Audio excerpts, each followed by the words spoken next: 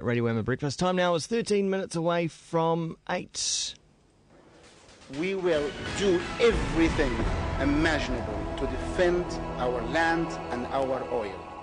We will use everything, and we will kill everyone that comes near our oil. Crikey, that's Eye on the World with Selwyn Manning. Good morning, Selwyn. Yeah, good morning, Glenn. How are things? Good. We're off to Libya, where there's been some interesting developments. Yeah, that's right. Now, what listeners just heard there was the spokesperson for Libya's commander, I guess, in chief of its loyal forces to Gaddafi. He's doing is reacting, obviously in a fairly firm way, to reports that NATO will continue to strike at facilities in Libya. Now, there have been some turnarounds in a sense, but it is getting diplomatically into a position where we can see movement, and I'll go through those in a couple of minutes, Glenn. But basically, the United States State Department yesterday said that it had a meeting with Gaddafi's envoys, and that meeting had taken place in Tunisia. It insisted that it was not a negotiation, but that communication was to send an unambiguous message to Gaddafi that he must stand down. Now, that meeting in Tunisia took place around Sunday in New Zealand time, and it involved high-level United States officials. For example, leading the pack was the Assistant Secretary of State, Jeffrey Feltman, his name is, and he's in charge of the United States' Middle East policy. Gaddafi's spokesperson, that we heard that short bit of audio clip there, his name is Musa Ibrahim. Now, he described the talks as a first-step dialogue.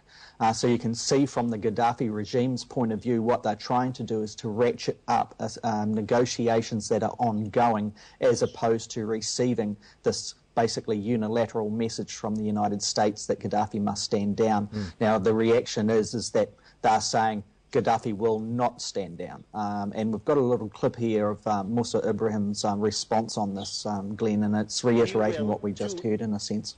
Everything imaginable to defend our land and our oil. We will use everything, and we will kill everyone that comes near our oil. Rebels, NATO, we don't care. We will defend our oil to the last drop of blood. It's pretty unequivocal, really, isn't it? It is, and so you can see that when negotiations are kind of in between two parties, we've got both parties that are taking a very firm stance. Now, earlier this week, the United States also said in an announcement that surprised many, because it's kind of been holding back on this in a sense diplomatically. It said that it considers Gaddafi's regime not to be the legitimate government in Libya. It said rather than that, it is moving to recognise the National Transitional Council. Now, the National Transitional Council is basically what's behind the rebels that have been fighting the civil war against Gaddafi's pro-loyalists. What is happening there with that statement is the United States has moved to place funds into the National Transitional Council, or the NTC. Those are funds like the funds by the United Nations and also other countries. It is stipulating that it's up to other countries like Britain, France and Germany and others to stipulate their position, but this is the United States leading the pack on that. That's caused Russia to react quite strongly. Now, Russia, it's had very strong diplomatic ties, and also ties relating to debt with the Gaddafi regime in Libya. And it argues that the United States just should not take one side or back one side in what is a civil war. There's a news clip here from Euronews with the Russian foreign minister expressing a stance here. The foreign minister in Moscow, Sergei Lavrov, accused them of taking sides unnecessarily. He said it means once again that those who declare recognition of the rebels stand fully on the side of one political force in a civil war which is ongoing in Libya. It means once again that supporters of such a decision are supporters of a policy of isolation, in this case, the isolation of those forces that represent Tripoli. And so this is obviously a reaction to what America have said.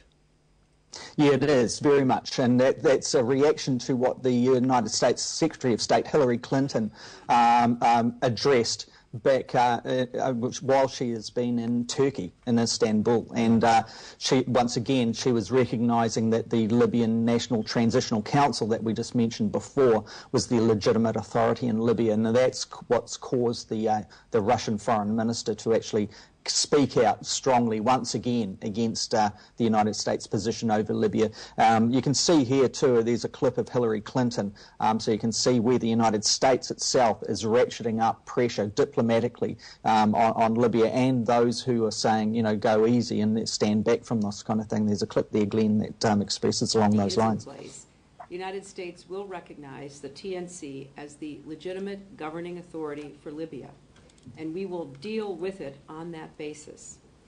In contrast, the United States views the Gaddafi regime as no longer having legitimate authority in Libya. Which is really quite bizarre when you think about with the footage that we see of the rebels. They look very disorganised, you know, and we don't really know who they even are. Yeah, this is last time we spoke on Libya is probably, I don't know, getting back to around a month ago, and in that time what we have seen is a lot more organisation around the rebels, that it's getting down to really a land war, that a lot of the facilities, the NATO airstrikes have already taken out those facilities that would assist Gaddafi's troops. Now that land war that's going on, we have seen an increase kind of development of strategy and tactics being used, which would suggest, as we were suggesting some time ago in the show, Glenn, that it did appear that there was assistance from the NATO nations getting inside there, and we're talking special operations and things like that. Now, at the same time, we have seen more and more in the last month of Gaddafi making attempts at diplomacy. The more he has got his back against the wall, the more he has been trying to actually use the diplomacy to actually get him time. Now, it does appear, and I have to say, it does appear that it's having no effect on the NATO nations at all. And also it does appear that Gaddafi's motives may be masked, and obviously do seem to be masked, somewhere in between an attempt to stop the pressure on his regime and to give him time to strike his opposition forces inside that country in any way he can. And that's clearly evident by the news reports coming out as opposed to the information coming out from the NATO nations, which, you know, I guess in such times of, you know, two standoffs we take less notice of. It's coming down to this situation, Glenn. The civil war continues to rage on, and the forces loyal to Gaddafi, they, for example, they have a place where they are holding on strategically to, and it's the city of Brega. It's not a large place at all, but it's significant. And the warning is that if Libya forces do advance further and look like they will take Brega, that Gaddafi's forces will totally destroy it. There's a clip here that's playing at the moment that is showing, you know, the fighting that's going on around that region at the moment. Now, the rebel commanders yesterday, they insisted that they had overrun most of Gaddafi's troops on the outskirts of this place, Brega.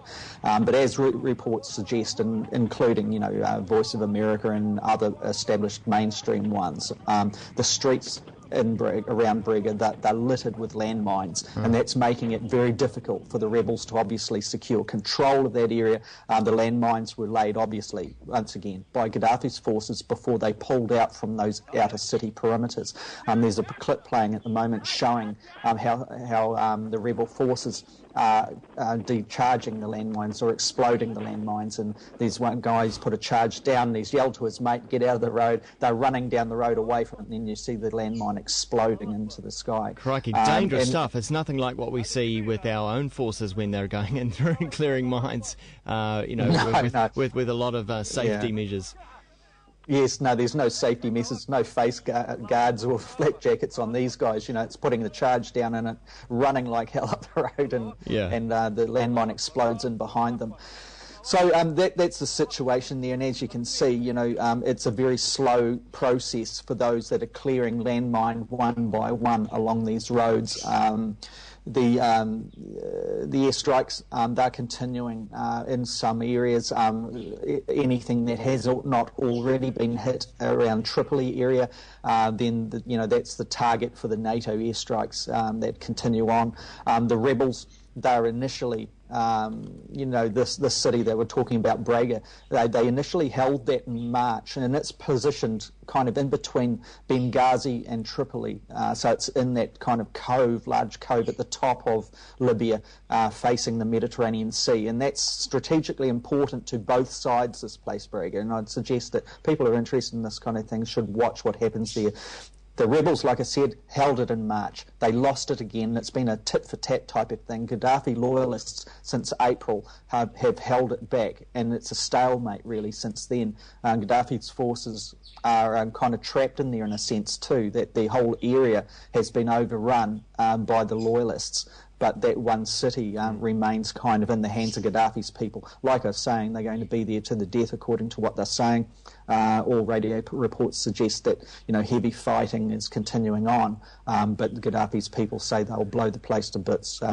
Reminiscent, I suppose, of like when Saddam Hussein exited from Kuwait and we saw a trail of oil fires burning in the sky. Well, you can go a lot deeper into this also up at scoop.co.nz, where you can also find this as a video once more as well. Selwyn, thanks very much for explaining that situation to us, and we look forward to catching up again next time. Okay, Glenn, take care.